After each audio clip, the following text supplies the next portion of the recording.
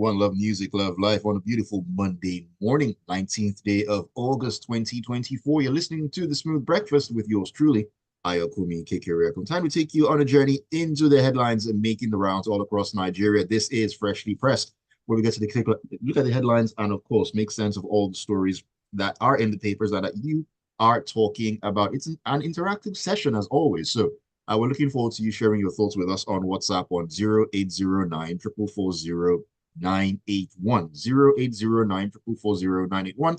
That is the WhatsApp number. You can also join us on the live stream on YouTube at Smooth 981 FM Lagos. We're set to go. And of course, my analyst is with me not in the studio, but he's with us virtually, but he's with us here in the studio in spirit, in the person of AB Bozimo. Good morning to you, AB. How are you today? Well, depending on whether I can see fewer later, I'll be good or better. Good morning, Ayo. Good morning to all of the wonderful listeners. And let's get ready to keep fit with walking if it's necessary. At this point in time, you need to invest in some very comfortable walking and running shoes that have memory foam and all that, because it looks like we don't have much of a choice right now. The fuel queues all over the place. And that's where we start our journey this morning in The Guardian, where Nigerians, we have to prepare for a worse PMS, that's premium motor spirit scarcity, as the Nigerian National Petroleum Company Limited, that's the NNPCL, depots run out of supply amidst denial of the return of fuel subsidy and accumulated $6.8 billion debts owed to trading partners. Now, marketers, some of whom have not received products in 18 months, are awaiting the commencement of sales by Dangote Petroleum Refinery to resume activities while mass retrenchment hits the struggling downstream sector. Now, I mean, just hearing this, I mean, some of these marketers have not received products. Some are just keeping themselves alive by selling other products, oil and all that. It is ridiculous what is going on in terms of fuel scarcity. They accuse every single place, and when you even have fuel, it's more expensive. Let's start with that time frame. For 18 months, as we stand, the current administration has been in existence for, say, 14, 15 months, maybe.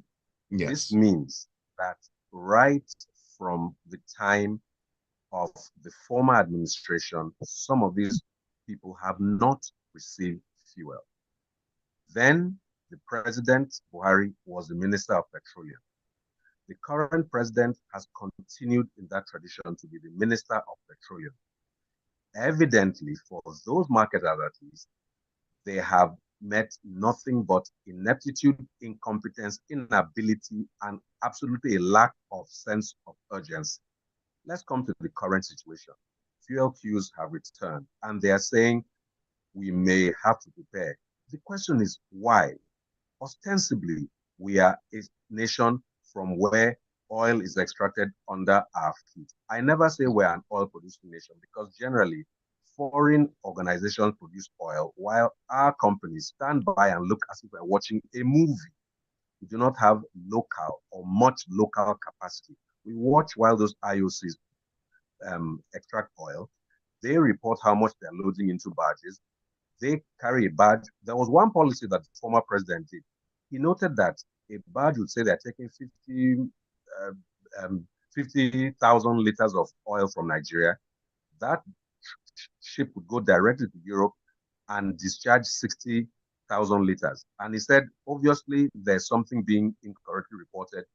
And the policy then was you have to pay for the excess, but that never came true through his entire Mm. administration.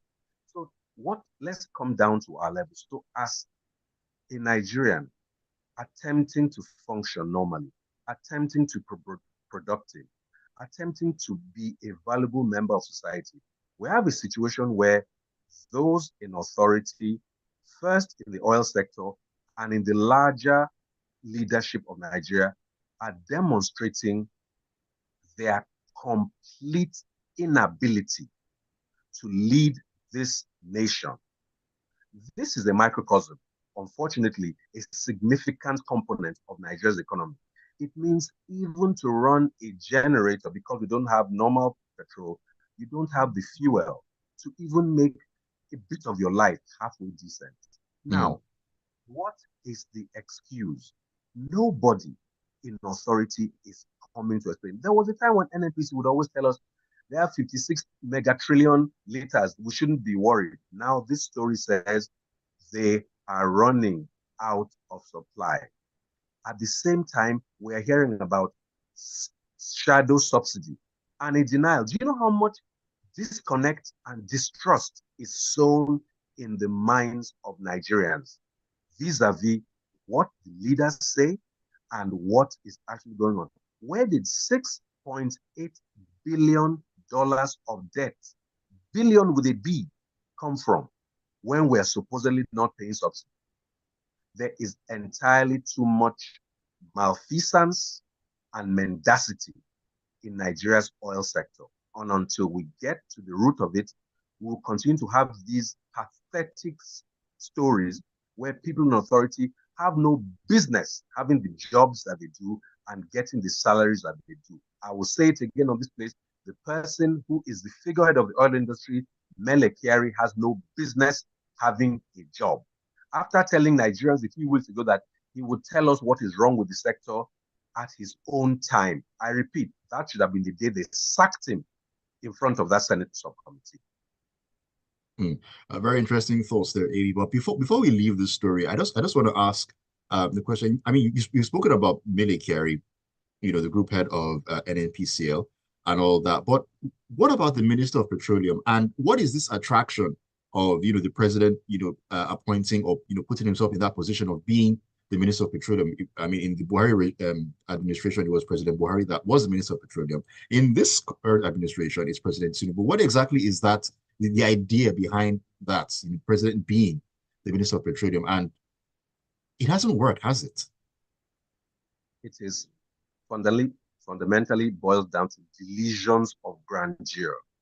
Under what circumstances would I, if you were Bozimo, an architect, say I want to be a minister of health?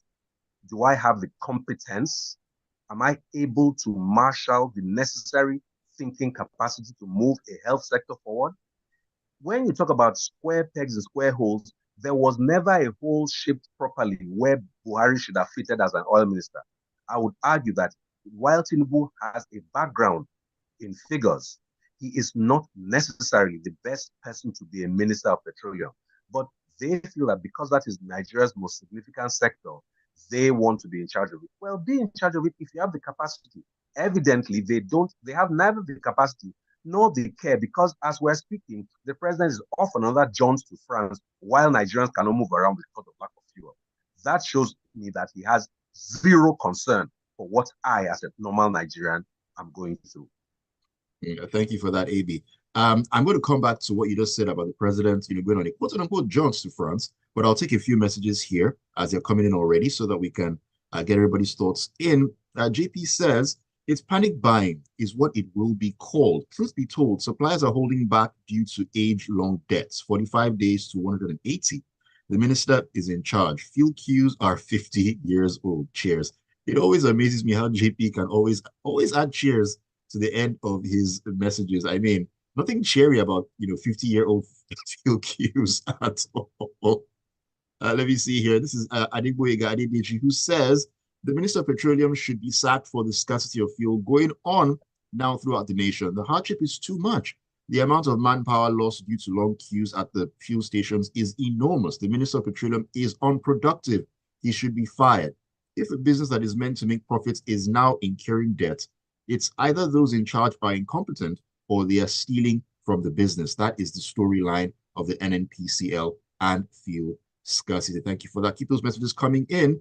AB, so I'm going to come back to you and talk about President Tinubu, who is set to travel to France today. This is coming out of the Daily Post. Now, arrangements have been concluded for President Tinubu to embark on a trip to France on Monday. Now, this is according to a statement issued on Sunday night by the presidential aide, Ajuri Ngalale, and noted that the president will be departing for the trip from Abuja. That's the nation's capital. Now, he explained the president will return to the country after his brief work stay in France. The statement, though, was silent on the motive for the president's trip. And it's also interesting, at least, that the president will be going in one of the jets that have been released by or that have been, given back or released by the Chinese company. That's in the middle of the whole saga, which we'll also talk about in a bit. But let's talk about President's trip to France. I mean, why exactly is he going to France? What is the whole work trip? What's going on here? Nobody said it's a work trip. It's a trip. Nothing in the story said.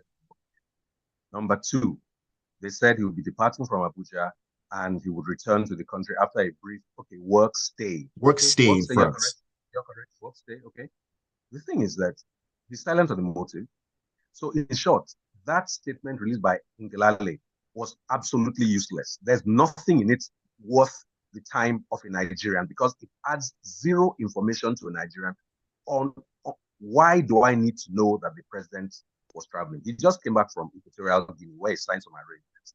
He's going to France now. It's a brief work stay. There's no sense of a duration. We're not told he'll be there for 2 days, 2 weeks, nothing. He's getting up and going. It is a prerogative. He's the one with the recently released presidential jet. By all means, sail on, soldier. But he's getting up, going to France. He has gone to France 2, 3 times before. I don't know what value it brought to Nigeria. He's going once again. I cannot predict what value he'll bring to Nigeria. The only thing I'll say is this. They said that they have forbidden certain people from jumping over to the United Nations General Assembly. I don't know whether he'll go from France to the UNG and all that. If Nglale wanted to give us information, there was a lot he could have added. But I would argue that he too doesn't even have a reason that he can justify the president's trip. But as a good old aide, he has to tell us that the man is going. President Tinubu, Godspeed, have a safe trip, come back at your leisure, and we shall be here waiting in misery, having walked for kilometers because we don't have fuel. Bye-bye. See you later. If there ever was tongue in cheek, it'd be that. That's what's going on there. We'll take a quick breather right now. We come back in. We'll take more stories on Freshly Pressed. A number of messages have come through as well. We'll take those. Maybe just hold on to your hats, and Lagos, hold on to your hats as well, because Freshly Pressed will be back in a little bit. Don't go anywhere.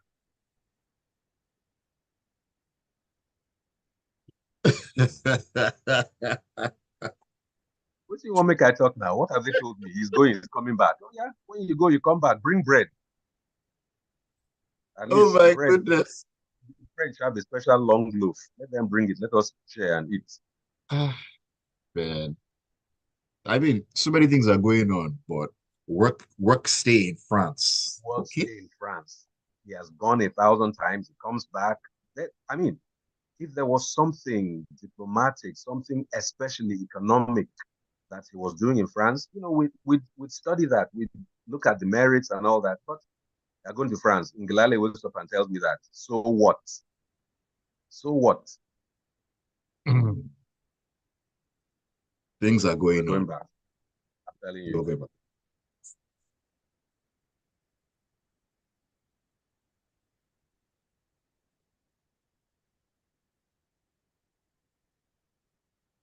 this is Smooth 98.1. Love music, love life. It is a beautiful Monday morning, 45 minutes past 7 p.m., 7 a.m. Smooth Drive blood is still strong in me. My apologies for that one. My name is Ayokunmi Kekiri. Great to have you on the ride this morning. AB Bozimo, my analyst, is still with me on this show as we're talking about taking a look at the headlines in the dailies making the rounds. You can join us on the conversation by sharing your thoughts on our stories. 0809 0809 That is the WhatsApp number to send your messages in. You can also join us on the live stream on YouTube at Smooth 981 FM Lagos. All right, let me try to get in a couple of messages before they, hook me around the neck. This is from Babatunde Alawa. He says, as long as you still have the current NNPCL structures and personnel running the fortune source of Nigeria, we may not have a headway. The current Minister of Petroleum, as President Tinubu, lacks the iota of knowledge in the sector. Shame and shame upon this crop of leadership. Give crew to Dangote and let's move on. What is so difficult in this? All right, thank you for your message. Joyce says, God bless you, Ayo. Kerry reports to someone, and that's Tinubu. For me, both of them have no business having a job. Oh, wow, Joyce, do you mean having a job in the oil sector, having a job as president of the country? I'm just asking, peacefully, of course. Barrister Dan Okuda says, Military has overstayed his welcome. How can a man continue to hold his job in the face of inept performance? This can only happen in Nigeria. And this is Ajay Ololuwa, and he says the president said his policies are working, yet people are suffering every day as a result of fuel scarcity with the attendant high cost of goods and services. The Port Harcourt refinery that was built to start producing fuel since December last year remains dormant, while Dangote refinery is unable to get crude to refine, and Military is sitting comfortably doing nothing. Well, if you're still waiting for that Port Harcourt refinery, all I can tell you, Ajay, is that Amaka won't disappoint you as much as that has disappointed us up until this point. I won't say more than that. AB, let's get back into the stories and heading into the premium time. Earlier on we talked about President Tinubu heading to France aboard one of the newly released jets, and we're going to come back to that. This is an update to the particular story. Now, former governor of Ogun State, Ibikunle Amosun, who governed between 2011 and 2019, explained that his government acted due to a dispute between two Chinese firms over control of the state's free trade zone. Now, Mr. Amosun's explanation on Saturday came a day after Foreign Affairs Minister Yusuf Tugar warned state governments against signing international agreements without due consultation with the federal government. Now, a couple of things jump out here for me. Number one, former Governor Amosun coming out to actually say something after the Foreign Affairs Minister said what he said. And on the other hand, the Foreign Affairs Minister seems to be saying, you guys messed up and we're trying to clean up your mess. He more or less, said that from the statement that he made, that, okay, this happened, you guys did this, you guys need to do better going forward so that we don't have to be cleaning up your messes. I mean, that's how I see, but what do you think? Well, the fact that the company felt constrained to retain Nigerian jets and other property is in itself an international embarrassment. Now, the former governor said he cancelled some existing contract or contracts because of disputes between two companies over control of a certain um, economic zone. That is the most implausible statement I've heard in recent times because a contract surely has certain components. There's an offer, there's acceptance, there's consideration, Mm. there's an intention to create the legal relation, and whether the capacity exists. And I dare say there is no way that two companies just appeared at the exact same time, date, and place and signed contracts so there would have been cause for conflict. There could be misunderstandings, but as long as you have an attorney general, and each state happens to have one, they have legal capacity and ability to parse through conditions and terms of contracts. And even if mistakes are made, most contracts have means for remedying that. For a governor to say he just cancelled something sounds like the most, I'm sorry to use the word again, unimaginative, inept way to handle a dispute. First of all, as a subnational, getting into these agreements with international organizations, I think should normally be done with the oversight of the national unit, Nigeria. You can, of course, Mm. engage with outsiders, but you should do it under the cover because I don't think you have the sovereign ability to engage. But I'm not a lawyer. That said, to just say because the two people were having a conflict, I canceled it, sounds like there are very many words I should use, but I will not use them because it just appears to me like the space on top of Amosu's cap was full of mostly air, nothing else. Oh, There wow. are ways to deal with contract misunderstandings, and those are normally embedded inside the terms of contract. There are lawsuits and there's arbitration, to say the two broad ones that I know from contracts in the construction industry. So that seems to have been the remote cause that has led to this embarrassment of jets being retained and, the embarrassment. Luckily, in good faith, they released the one that Tinubu is the chassis one that Tinubu is going to use and go, at least let him go to France and bring us back. What's that long bread that they have in France? Bring us that long bread from France. The key I think thing it's is that a baguette, if I'm baguette, correct. people like you will know now your way. So the key thing is that this rivalry, in my view, was not enough of a reason to summarily cancel existing contracts, even when conditions within them may have been entered in error. There are better ways, and it just tells me how unimaginative and in many cases unprepared for governance a number of leaders at the federal and subnational levels seem to be. Very interesting thoughts there, AB. And I also need to add this that, on social media, I think was it yesterday or thereabouts, that there's been a back and forth between Amusu and, of course, Patutomi, who also said that this is not the first time such a thing is actually going to happen, that transition of contracts actually happened while Amusu was in office. That led to him losing some money and so on and so forth. So can we say this is sort of a pattern, not just a one-off Exactly. situation here? And that just tells you that the person in office at the time did not avail themselves of the resources abundantly present in and around Ogun State, starting with his own attorney general. Hmm. All right, let me take some messages. They are lining up Lagos and Nigeria and the world listening to us on Smooth 98. We want to have a lot of things to say about the stories. This is from Dyer from Fagba says, when you build your government on lies, eye service, propaganda, hypocrisy, you cannot prosper. This is what you get when you have low-grade minds, visionless, and lack of capacity in power. It's one controversy. It's like putting an agri to run a multinational organization without any. Ah, okay. Okay, Dio. Thank you for your thoughts. I will leave it at that. I'm not going to jump into that one this morning, but I understand where you're coming from. Um, Tolu says, hey, our president is now doing remote working. That's great. You guys are. This says, I see Mr. C is missing it. He's away today, unavoidably. The president's trip is not being mentioned in French news reports. One thing only he is not being expected and calls into question the nature of work that can be done in Nigeria. It rather fuels the narrative that it's a medical trip. Mm. If you ask me, who will I ask? This is from He'll also be going Babasunde hiking Alao. in France, or he'll be going hiking, he'll be going to do some Olympic activities, not necessarily medical. Let's go. This is Babatunde Alao says on the Amosun saga, he acted, he played God all through his tenure in Ogun State. I maintain lack of knowledge is a major problem of subnationals in Nigeria. Can you see the shame his action caused us? Very, very interesting. Adigwe Gadidiji says, isn't it an obvious coincidence that the nation's aircraft that was seized by the Chinese government, not the Chinese government, was it Chinese government, not Chinese government, the Chinese firm, if I'm correct, was The done in Chinese France. company. Chinese company, yeah, was done in France, not in England. The same France that has become the second home of President Tinubu under the camouflage of a breach of contract between Ogun State and the Chinese government. But when the aircraft was released, it was a brand new presidential jet that surfaced. President is traveling to France amidst suffering and hardship in the land.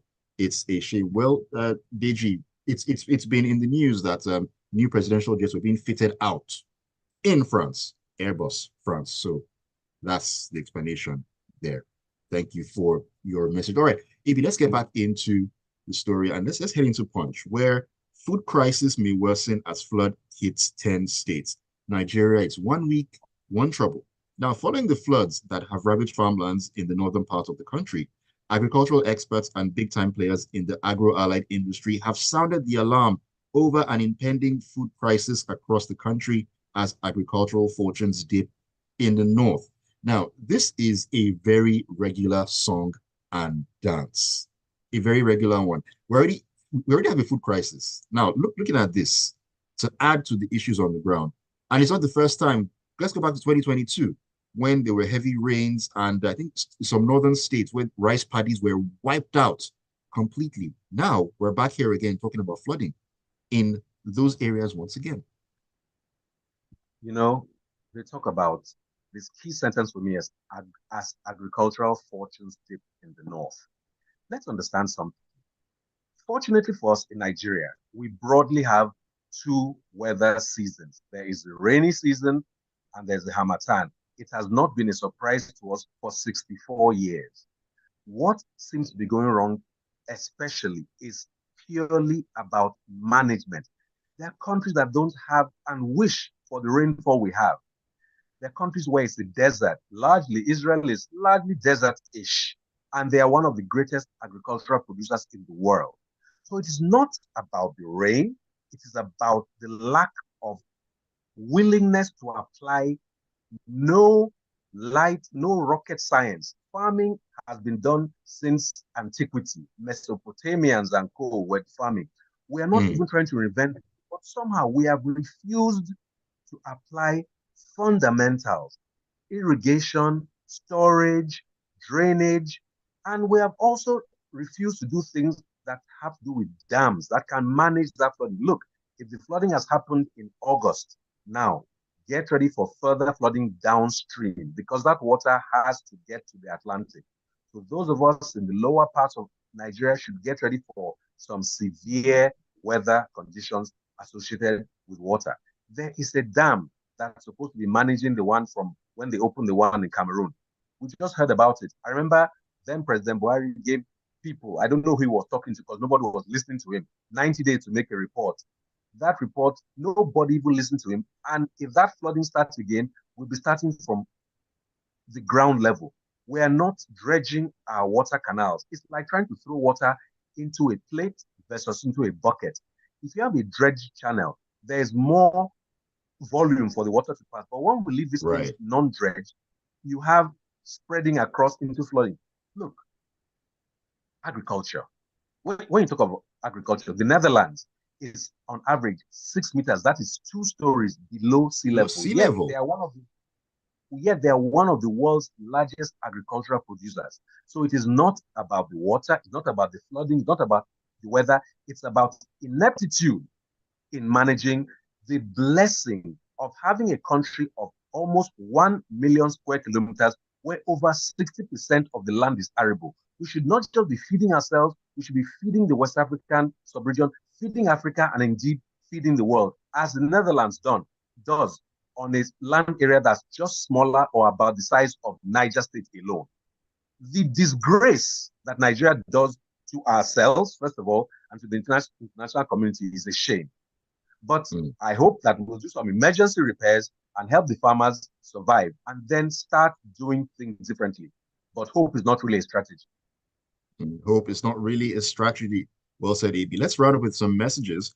Dami from Ikeja says, one of the perennial arguments that was made for removing subsidies was the choice of government subsidies and scarcity versus free markets and sufficiency. The events of the last year have blown that argument out of the sky. Free markets, but NNPCL is the sole importer of petroleum products. I wonder where that is done.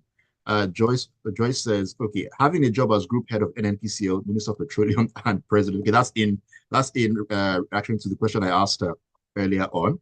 Idipamuza says, I'll blame Nigeria's petroleum minister, that's Mr. President, for scarcity of fuel in Nigeria. If he's doing the needful, Nigeria won't be suffering in the midst of God's abundant crude oil blessings. Mele Kyari needs to be sacked because he's also messing up the NNPC.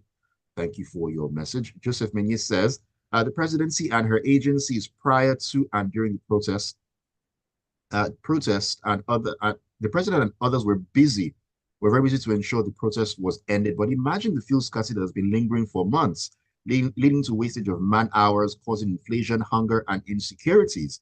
The president and minister of petroleum himself has traveled to France, telling us sort ourselves out. Adewale says, to those who always support the government's ineptitude, hope you get fuel delivered to your homes, or do you have another defense again? Well, I mean, when they do good, we say they do good. When they don't do as well as they should, we will also say that they haven't. Fabian from Ekpe says, good morning. I thought NNPC used to say there is enough fuel reserve in stock. Why can't they roll out this fuel at this crucial time? This fuel scarcity should be a matter of national security, and the government needs to take urgent steps in order to solve it. And finally, Ibukun from K2 says, maybe we should use service-based tariffs like the power sector, so we pay for fuel based on availability. As for Ogun State, it leads one to believe that contracts were cancelled where people didn't play ball. It's Nigeria. Anything is possible. And on that note, we've come to the end of Freshly Pressed. Thank you so much, AB, for joining me this morning. Always, always a pleasure having you on the show. Pleasure is always mine. You have a wonderful week ahead, and to all the listeners, keep fit and keep hopeful. Hopefully, the fuel shortage will be reduced very soon. But otherwise, get your memory foam shoes, and keep it slapping. Thank you for the advice. If you get your memory foam shoes, because you got to keep walking, of course, it keeps you fit. Freshly Pressed will come your way tomorrow morning at 7:30 on your Love Music Love Live station, Smooth 98.1. Keep it tuned because the Smooth Breakfast will continue as we get ready to journey into the locker room at 8:15. Thanks, Ayo.